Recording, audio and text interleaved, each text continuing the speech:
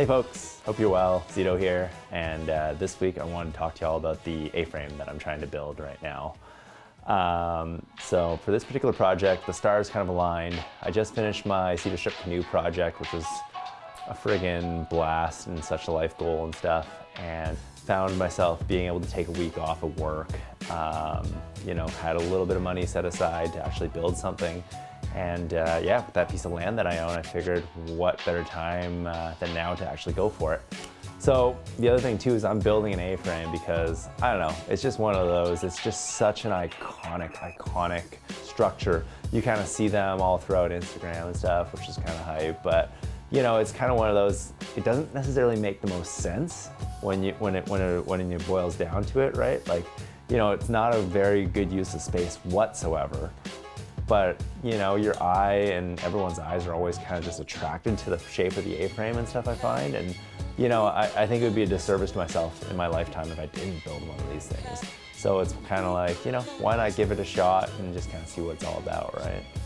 So yeah, with that said, I'm gonna basically part these videos out into several sections to just kind of discuss, what kind of went on in those particular sections. And in this particular video, we're gonna basically lay out the groundwork, or basically what we built as the floor and stuff with this particular A-frame. And by the end of it, we'll have a wrap up of it all, and also kind of break down all the costs and everything like that. A couple things I wanted to mention about this project is that I have zero construction know-how myself. So I kind of really relied on the guru at our wood shop there, Richard Scott, or his website is over at turtleflat.com. He's an incredible dude who just knows everything at the back of his hand. But I mean, that said, we're probably not perfect. And so if you see anything throughout these videos that, you're thinking we could probably improve on or anything like that, please feel free to comment and stuff like that. And hopefully we'll try and fix it moving on there. So we knew we wanted to go for something that was basically under permit size. And in Quebec, I think it's something like basically 100 square feet and stuff. So we went for a 10 by 10 foot footprint there. And the first step really was to put in the floor. So we effectively cut 12 pressure treated 4x4s and fit them into the concrete footings. From there, we created roughly 3 beams, each beam effectively being 2 pressure treated 2x8x10s that's sandwiched basically like a tenon type shape of the 4x4s there, and basically sat on either side of the 4x4. So with that, we essentially had 3 beams, one running down the middle and 2 running down the edges, approximately 3 feet apart. So while building these, we ensured that they were square and level. We had a laser level along with a spirit level, and we kind of used both of those to kind of make sure things were looking good. From there, we laid the joists down for the flooring. And this consisted of 8 pressure treated 2x8x10s on 16-inch centers. That gives approximately our 10 by 10 foot flooring there. From there, we put in the blocking between the joists. This was approximately, about 48 inches or so, 4 feet. I think one was 48 inches, one was 46 inches, and the other one was basically 2 feet or so. And from there, we ended up, between each block, we ended up putting in chicken wire to help protect from rodents and things like that.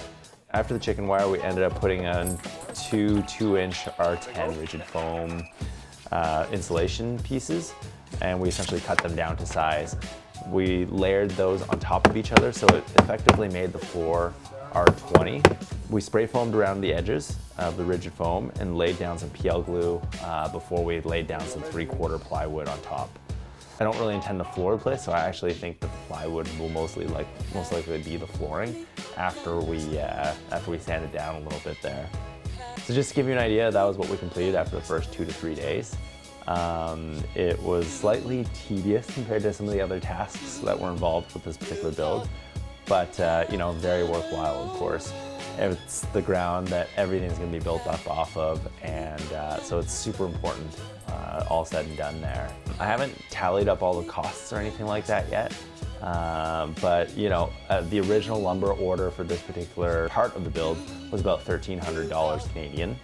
And yeah, I'll have to assess it for the rest of the build, but I project that it's probably going to be about 5 to 6K, hopefully all said and done. We'll see, but that's kind of what I project.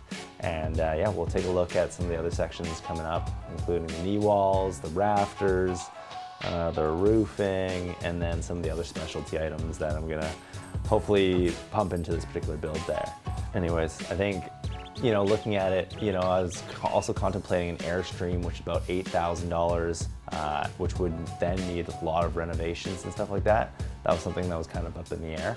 I think this project is, I'm having a really fun time doing it, and that's, kind of the whole point and stuff. So, so far this project has been nothing but amazing, and yeah, just trying to keep the good vibes going, and yeah, share that stoke and stuff. So anyhow, thank you so much for checking this out. Feel free to subscribe if you want to watch more that's going to come up on this particular build, and yeah, we'll kind of go from there. Thank you. Peace.